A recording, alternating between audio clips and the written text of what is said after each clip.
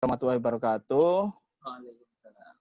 Selamat sore, terima kasih atas kesempatan yang diberikan. Sebenarnya tadi yang sudah saya sampaikan, ini istilahnya berbagi info aja. Intinya sih betul yang disampaikan, memang COVID ini sangat luas, mencakup berbagai hal. Jadi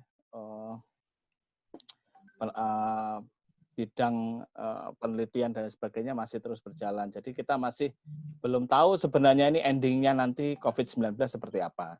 Mungkin nanti saya menyampaikan di sini dari sisi atau perspektifnya bidang yang saya tekuni, misal di kedokteran hewan, mungkin saya juga menyampaikan sedikit, tapi memang bukan kapasitas saya untuk nyampein tentang yang berkaitan dengan manusianya, tapi minimal menyampaikan kira-kira apa yang saat ini kondisi saat ini terjadi dan bagaimana di hewan. Mungkin ada sedikit tadi karena temanya tentang hikmah di balik wabah, mungkin sedikit menyampaikan beberapa hal-hal menarik yang saat ini sedang kita alami terkait dengan COVID. Oke, yang pertama, tadi yang sudah seperti disampaikan oleh Dr. Eva, sebenarnya apa sih COVID-19 itu? Ini nama penyakit, tapi nama virusnya sendiri adalah SARS-CoV-2 atau SARS Coronavirus 2. Tadi sudah disampaikan, ini merupakan virus RNA. Ini pertama kali dilaporkan ke WHO di Cina itu pada tanggal 31 Desember 2019. Yaitu diawali dengan nama unknown pneumonia. Jadi pneumonia yang tidak diketahui penyebabnya. Ini saya tampilkan beberapa gambar tentang struktur dari virus tersebut. Mungkin saya nggak akan jelaskan secara detail ini karena sekilas saja. Terus kemudian, nah saat ini inilah yang terjadi sebaran di dunia. Ini saya ambil hari ini, per hari ini update data dari tanggal 8 Mei kemarin ya, itu jam 8 malam di Central European Summertime, CST, itu kita bisa lihat secara global, itu kasus baru, ini seluruh dunia ya, kasus baru seluruh dunia itu jumlahnya 83.000, yang terkonfirmasi kasusnya positif itu mencapai 3 juta, yang meninggal hingga sampai 259.000. Nah, ini nanti bisa dicari datanya nanti di WHO yang terkait dengan COVID. Ya, ini juga sama, tapi di sini di peta ini ditampilkan angka yang meninggalnya sampai kemarin yang terlaporkan itu mencapai 6.500 orang yang sudah meninggal karena COVID. Nah, ini situasi yang terkini di Indonesia. Ini saya ambil per hari ini juga, tapi update-nya adalah hari kemarin, 8 Mei.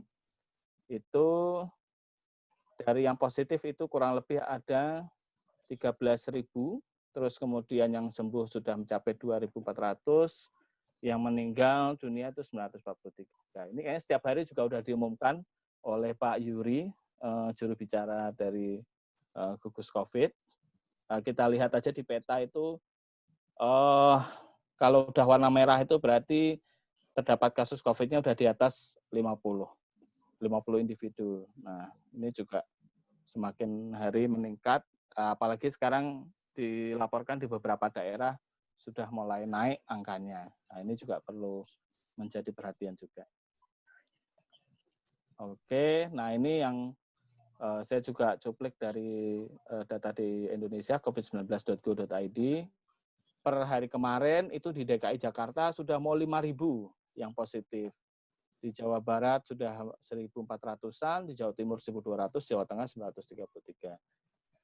Kenapa diambil 4 ini? Karena hanya baru 4 ini yang provinsi ini, DKI, Jawa Barat, Jawa Timur, Jawa Tengah yang menerapkan PSBB.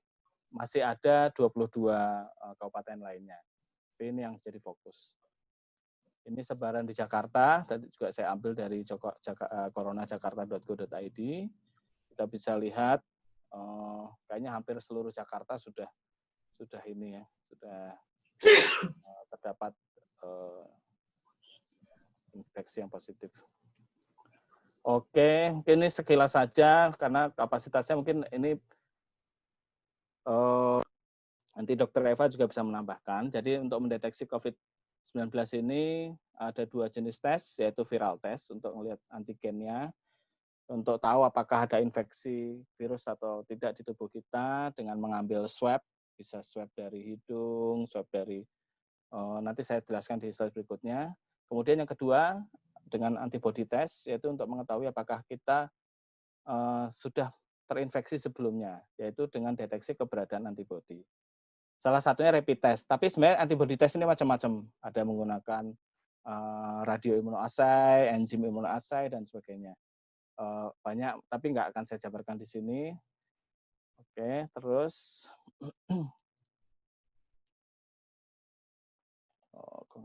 ya. Nah, ini penularannya tadi yang seperti disampaikan oleh Dr. Eva melalui respiratory droplet, yaitu droplet tetesan dari batuk, bersin, kemudian bisa melalui kontak langsung dengan orang yang terinfeksi. Nah, dan satu lagi yang penting tadi yang sudah disampaikan oleh Dr. Eva, yaitu melalui kontak dengan benda atau permukaan yang terkontaminasi, istilahnya terpapar dengan virus yang berasal dari orang yang terinfeksi juga. Nah, ini yang kadang-kadang tadi yang disampaikan oleh Dr. Eva, ini kadang-kadang kurang menjadi perhatian. Nah, ini juga bisa menjadi salah satu faktor risiko penular ke orang lain. Oke, ya ini yang tadi saya sampaikan. Ini saya ambil dari Institut Pasteur itu tentang apa aja yang di swab. Mungkin saya nggak akan jelaskan secara detail. Ini ada nasofaringeal, orofaringeal swab. Mungkin di teman-teman alumni apa mungkin sudah ada yang pernah coba tes PCR dengan di swab, saya juga nggak tahu. Mungkin nanti bisa berbagi pengalaman di sini. Oke, lanjut. Nah, tadi yang seperti saya sampaikan, dan seperti pertanyaan Mas Intisar tadi, apakah sebenarnya COVID-19 ini zoonosis atau bukan? Nah, mungkin sebagian ada yang sudah cukup familiar dengan kata-kata zoonosis. Zoonosis itu adalah penyakit yang dapat ditularkan dari hewan ke manusia dan juga sebaliknya dari manusia ke hewan. Nah, yang ada kita lihat di dunia itu macam-macam, ada MERS, ada SARS, ada flu burung, ada Ebola. Nah, yang saat ini terjadi COVID-19 ini masih jadi tanda tanya, memang masih belum banyak penelitian yang mengarah ke sini. Nah, ini saya ambilkan salah satu gambar dari jurnal. Ini cukup menarik sebenarnya. Sebenarnya coronavirus ini salah satu natural host-nya itu adalah kelelawar. Nah, tapi sampai detik ini masih belum ada, tapi saya nggak tahu apakah yang update-nya seperti apa, tapi yang saya tahu masih belum ada penelitian yang menyampaikan bahwasanya COVID-19 yang ada di manusia ini sama dengan yang didapat dari kelelawar. Memang kekerabatannya dekat, SARS bad coronavirus, tapi dia sebenarnya tidak sama. Nah, itu ini masih jadi tanda tanya karena pertama kali ditemukan di Wuhan, di pasar hewan itu. Nah, itu masih belum tahu dari mana awalnya, dari hewan apa, itu nggak ketahuan. Yang diketahui hanya ini menular dari manusia ke manusia. Nah, ini cukup menarik karena ini masih diteliti sampai saat ini. Jadi sebenarnya origin atau asal dari virus COVID-19 yang di Wuhan ini dari mana, ini masih, kalau saya bilang masih misteri. Nah, ini masih menyimpan misteri, nanti kita lihat perkembangannya. Nah, ini tadi yang ditanyakan. Ini saya ambilkan dari Instagram Asli Kawan. Kebetulan saya juga anggota dari Asli Kawan. Asli Kawan itu Asosiasi Dokter Hewan Satwa Liar, Akuatik, dan Hewan Eksotik. Nah, ini Faktanya kalau SARS atau SARS-CoV-2 yang tadi dibilang COVID-19 itu, virus SARS-CoV-2, itu pertama kali kasus itu terjadi di Hong Kong, yaitu ada 2 anjing di Hong Kong di karantina. Pemiliknya itu lebih dulu dinyatakan positif. Nah, tapi memang setelah masuk lab memang terdeteksi dia positif SARS-CoV-2. Berarti memang di hewan itu bisa terdeteksi ada SARS-CoV-2 yang menular dari pemiliknya ke hewan. Tapi memang yang uniknya adalah anjingnya ini tidak menunjukkan gejala klinis yang spesifik, atau mungkin bahkan asimptomatis atau tidak ada gejala. Kalau ibaratnya di orang OTG ya, orang tanpa gejala. Nah, ada juga dilaporkan tanggal 18 Maret itu di Belgia, itu ada kucing yang pemiliknya terlebih dahulu dinyatakan infeksi SARS-CoV. Namun setelah itu dinyatakan bahwasanya ini hanya sebatas suspek. Nah, jadi ini masih misteri juga. Kemudian yang terakhir yang cukup rame, banyak diberitakan di TV-TV dan media, yaitu di Bronx Zoo di New York, Amerika Serikat, yaitu hasil tes positif terhadap SARS-CoV-2. Jadi harimaunya itu positif. Dan juga harimaunya ini dilaporkan menunjukkan gejala pernafasan yang diduga tertular dari zookeeper yang terinfeksi oleh SARS-CoV tanpa gejala klinis. Nah, jadi zookeepernya ini atau perawat harimaunya ini dia terpapar atau dia positif COVID tapi nggak ada gejala, tapi hewan yang dia rawat yaitu harimau justru tertular dan menunjukkan gejala. Nah, jadi ini ada statement sejauh ini tidak ada, saya lebih mengatakan belum ada ya fakta ilmiah yang meyakinkan bahwa SARS-CoV-2 atau penyebab COVID-19 ini berasal dari hewan. Yang tadi saya sampaikan di gambar sebelumnya itu, jadi masih belum ketahuan ini sebenarnya origin host-nya yang menularkan ke manusia ini apa. Masih sampai saat ini diketahui adalah virus ini adanya di manusia, menular ke manusia. Oke. Nah, mungkin tadi di awal-awal saya sempat sebutkan zoonosis. Apa sih sebenarnya penyakit zoonosis itu? Mungkin ini saya mengenalkan dulu. Mungkin suatu saat nanti kalau ada sesi lanjutan, mungkin saya akan jelaskan lebih detail. Jadi penyakit zoonosis adalah penyakit menular yang ditularkan secara alami dari hewan vertebrata ke manusia dan sebaliknya. Nah, mereka ini bisa dari bakteri, parasit, jamur, virus, atau prion. Prion ini protein ya, juga salah satu material untuk yang bisa menularkan penyakit. Nah, contoh-contoh penyakit zoonosis prioritas di Indonesia yang sudah sangat kita kenal itu contohnya adalah flu burung. Nah, atau avian influenza. Kayaknya ini kasus sudah sangat familiar di Indonesia bahkan di dunia. Di Indonesia ini salah satu yang apa ya namanya korban meninggal akibat flu burung cukup tinggi, hampir 200 orang. Jadi Indonesia termasuk salah satu yang cukup banyak korbannya dari flu burung. Terus kemudian yang kedua adalah rabies. Ini yang anjing gila. Ini juga menular ke manusia. Kemudian antraks, mungkin ada sudah sebagian orang tahu tentang antraks. Ini disebabkan oleh bakteri Bacillus anthracis. Nah, ini antraks biasanya nyerang di hewan ternak yang sering dijumpai di sapi. Yang baru-baru kemarin heboh itu biasanya kejadian di Kulon Progo, Jogja, karena pemilik ternaknya motong, kemudian memakan daging yang positif antraks, akhirnya dia jadi terkena kasus antraknya. Saya nggak tampilkan di sini karena takutnya gambarnya agak ini serem-serem ya. Kemudian yang keempat, salah satunya adalah leptospirosis. Ini yang ditularkan melalui urin tikus. Nah, ini juga sering terjadi di Jakarta banyak kasusnya. Kemudian brucellosis, ini juga menurut manusia yang dari bakteri Brucella abortus.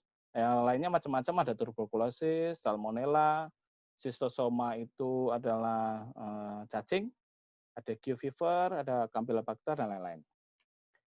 Nah, tadi yang sudah disampaikan oleh Dr. Eva, saya hanya menyampaikan sekilas saja, karena sebenarnya kapasitas yang menyampaikan ini adalah Dr. Eva tadi. Nah, mencegahnya ini betul tadi adalah salah satunya cuci tangan, sanitasi, desinfeksi, menggunakan alat pelindung diri, kemudian self isolation atau isolasi mandiri, physical atau social distancing, kemudian kalau kita batuk dengan tisu dan sebagainya harus dibuang ke tempat sampah, terus menghindari kontak atau perjalanan. Nah, ini yang bisa kita lakukan, itu salah satunya itu sering mencuci tangan dengan sabun dan air selama 20 detik. Ya, bisa sih, bisa lebih, bisa kurang, tapi sebaiknya 15-20 detik. Kalau nggak ada air, bisa dengan desinfektan, ya minimal mengandung 60% alkohol. Tadi menghindari kontak dengan orang dekat, menutup hidung dengan kain penutup atau masker, bisa juga akan menutup wajah, ini opsional aja. Kemudian masker bekas, tisu bekas yang tadi kita untuk bersin atau kita pakai bepergian, ya bisa dicuci, kalau enggak ya disobek supaya nanti enggak ada orang yang menggunakannya kembali. Kemudian membersihkan dan mensterilkan permukaan yang sering disentuh, seperti meja, gagang pintu, saklar lampu, macam-macam. Nah, ini juga hal-hal yang tadi dibilang menjadi kurang perhatian karena dianggap ya hanya menularnya dari orang ke orang. Padahal dari benda-benda yang tadi terpapar itu juga bisa menularkan. Nah, kira-kira hikmahnya apa? Saya merangkum ada beberapa. Mungkin ini nanti juga disampaikan melalui tausiah. Nah, betul tadi yang disampaikan, mungkin hikmahnya kita jadi lebih mendekatkan diri kepada Allah. Dengan adanya virus ini kita jadi tahu bahwasanya kita itu tidak ada apa-apanya. Tidak memproduksi vaksin dan sebagainya juga sulit. Memproduksi obat tidak mudah. Jadi ada hal-hal yang kadang-kadang tidak bisa kita selesaikan dengan mudah. Nah, makanya ini paling penting.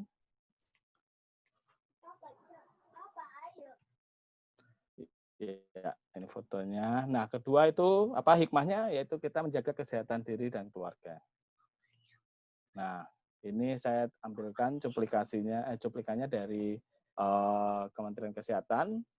Salah satunya ini jadi dan keluarga dari virus corona dengan gerakan masyarakat hidup sehat atau GERMAS, yaitu makan dengan gizi yang seimbang, olahraga, cuci tangan pakai sabun, masker, terus makan makanan yang dimasak, kemudian minum air dan sebagainya. Kemudian untuk meningkatkan sistem imun, jangan lupa menerapkan pola makan sehat, olahraga teratur, nah tidur istirahat cukup. Nah ini yang paling penting sebenarnya salah satunya adalah istirahat cukup. Nah, oke. Yang ketiga hikmahnya itu kita jadi menerapkan perilaku hidup bersih dan sehat. Yang selama ini kita mengabaikan ya apa ya? Ya kebersihan itu memang penting, tapi sebelum ada virus corona ini mungkin ada yang apa benar-benar hidupnya bersih, apa menerapkan higienis, mungkin ada yang santai-santai aja. Nah, mungkin dengan adanya COVID ini akhirnya orang jadi lebih aware, lebih waspada untuk menerapkan perilaku hidup bersih dan sehat. Nah, ini kebetulan saya punya teman kolega di Kementerian Kesehatan, di Direktorat Promosi Kesehatan, ini menyampaikan bahwasanya ini persentase perilaku hidup bersih dan sehat di Indonesia itu yang paling tinggi lucu adalah karena yang menerapkan perilaku hidup bersih dan sehat ini ada di Jambi.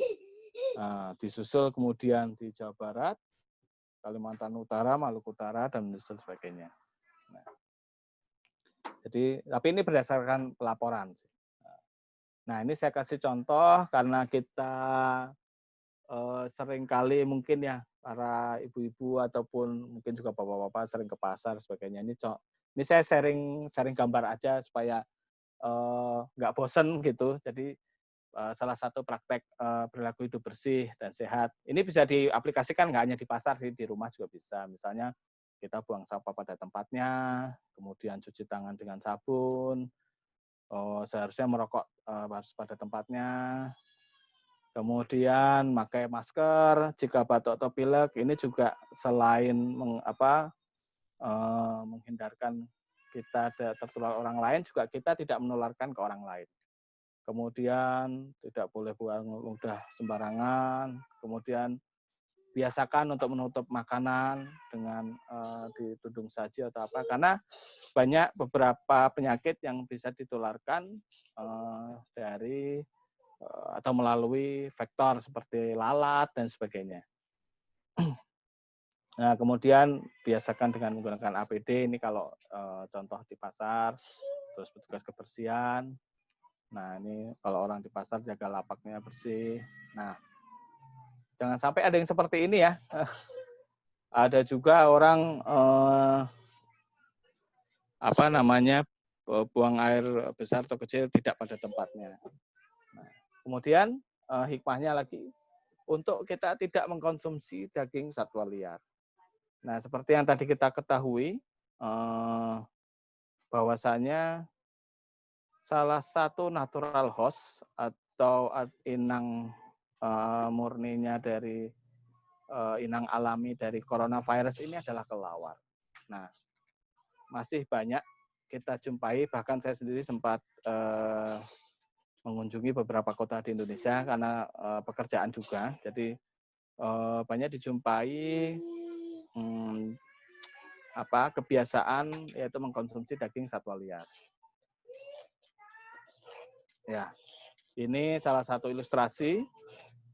Sebenarnya banyak orang-orang itu masih punya kebiasaan senang makan hewan liar. Nah, padahal sebenarnya kita sudah disiapkan dari ada daging sapi, daging ayam, tapi ya masih banyak juga dijumpai orang itu memakan dari satwa liar. Ada yang makan kelawar lah, ada yang makan mungkin ular dan sebagainya. Padahal itu juga salah satu natural, satwa liar itu salah satu natural host dari beberapa penyakit. Dan perlu kita ketahui bahwa 70% penyakit-penyakit infeksius emerging yang ada di dunia ini asalnya malah dari satwa liar. Nah, nanti itu ada penjelasan di ini. Nah, ini saya sampaikan salah satu contoh pasar yang ada di Tomohon. Mungkin pernah ada yang datang ke pasar Beriman.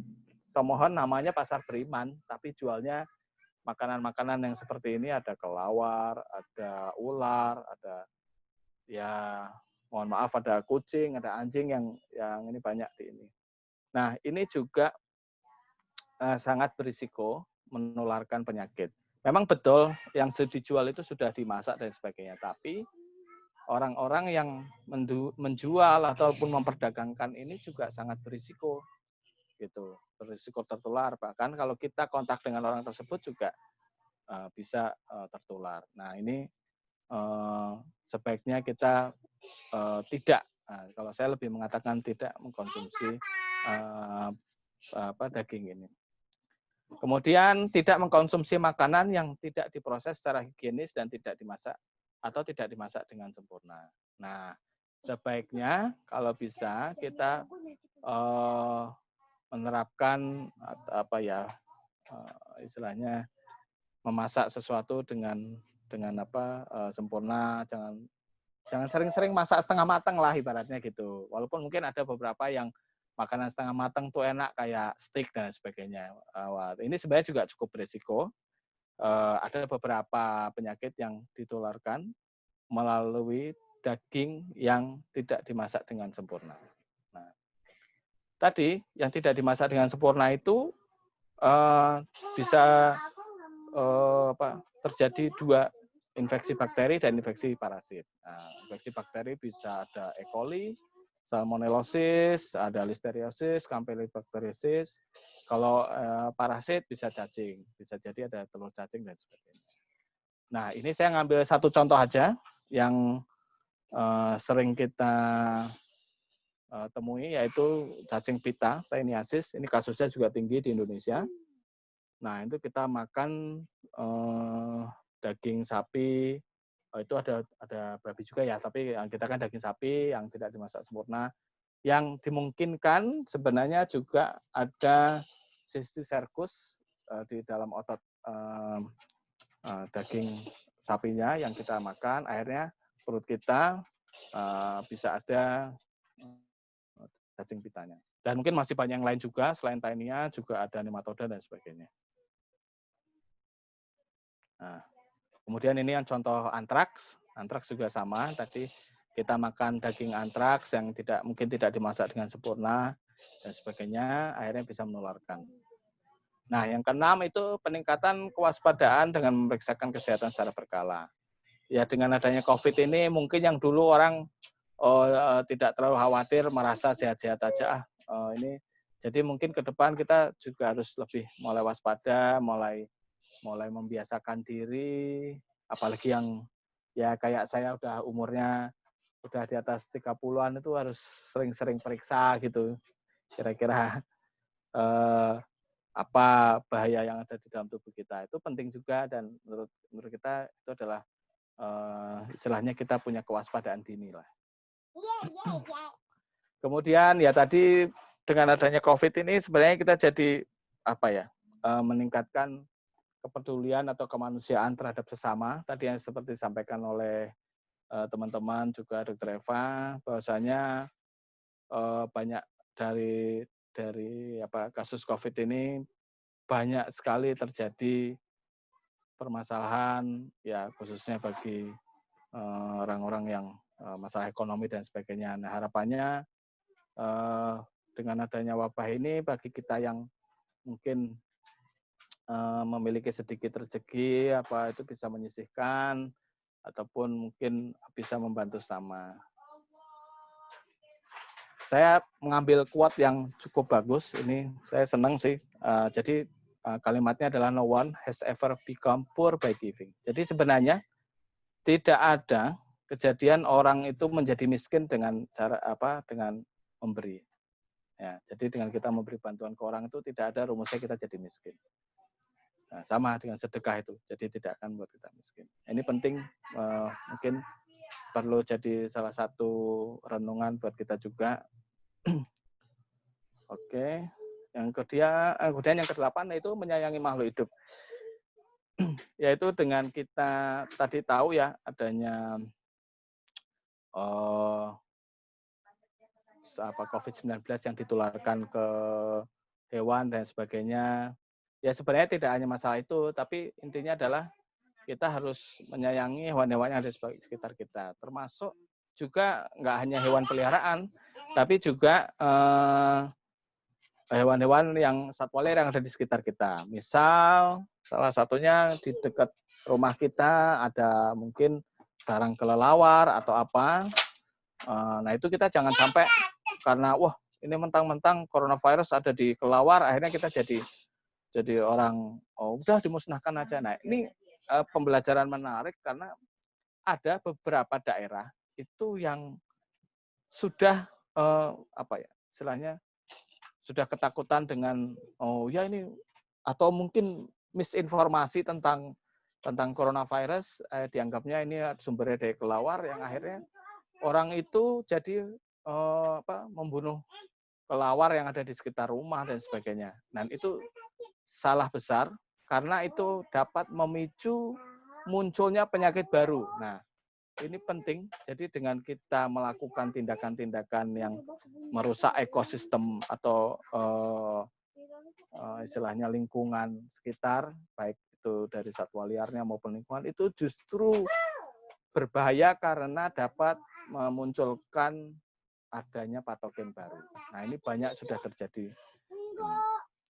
Nah, yang terakhir yaitu kita menjaga lingkungan tadi.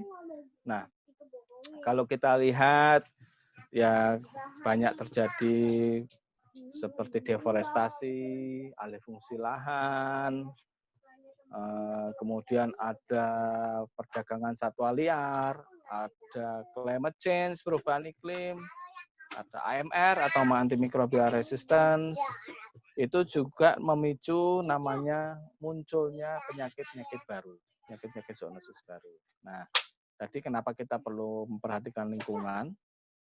Karena kalau kita mengalih fungsi lahan, ibaratnya kalau ada hutan terus kita babat dan sebagainya, itu jadi meningkatkan kemungkinan adanya kontak langsung antara satwa liar, hewan domestik, dan manusia. Nah, istilahnya spillover itu jadi dari hewan ke manusia, atau dari hewan satwa liar ke hewan domestik, bisa sapi, domba, unggas, dan sebagainya, terus ke manusia. Nah, itu juga sangat-sangat dimungkinkan. Nah, kemudian bisa mengubah dinamika ekologi host patogen. Jadi akhirnya, Mas Ali, ya, ada yang apa? bertanya, Mas Tot. Oh, boleh. Ini saya bentar lagi ya, dikit lagi saya selesaikan. Tinggal 1 slide lagi. Nah, inilah hikmahnya di balik COVID-19. Itu tadi ada 9 yang saya coba rangkum. Mungkin ada banyak lagi, tapi ini dari yang saya bisa rangkum seperti ini. Oke, mungkin itu yang bisa saya share. Terima kasih atas ininya, waktunya. Oke, saya kembalikan lagi. Terima kasih.